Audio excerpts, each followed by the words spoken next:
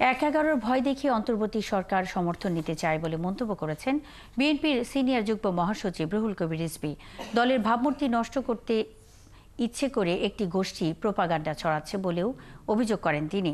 শনিবার নয়াপল্টনে আরাফাত রহমান কোকোর ১০ম মৃত্যুবার্ষিকীতে ঢাকা মহানগর দক্ষিণ বিএনপির আয়োজনে এক মিলাদ ও দোয়া মাহফিলে অংশ নিয়ে এসব কথা বলেন রিজভী। তিনি বলেন, সবার মতামতের ভিত্তিতে স্বচ্ছ নির্বাচন চায় জনগণ, যা শেখ হাসিনা হতে দেয়নি।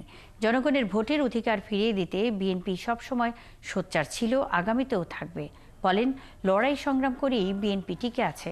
এই সরকার প্রয়োজনীয় সংস্কার ও জনকল্যাণে মনোযোগ না দিয়ে ঘোর প্যাচের মধ্যে আছে বলেও মন্তব্য করেন বিএনপির এই নেতা।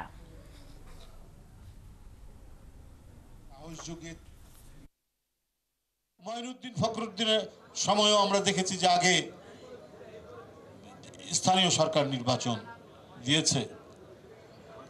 তো যদি এগুলোরই পরিবর্তন পুনরাবৃত্তি হয়, তাহলে তো এই সরকারকেই মনে হচ্ছে যে তারা 1/11-এর একটি ছায়া।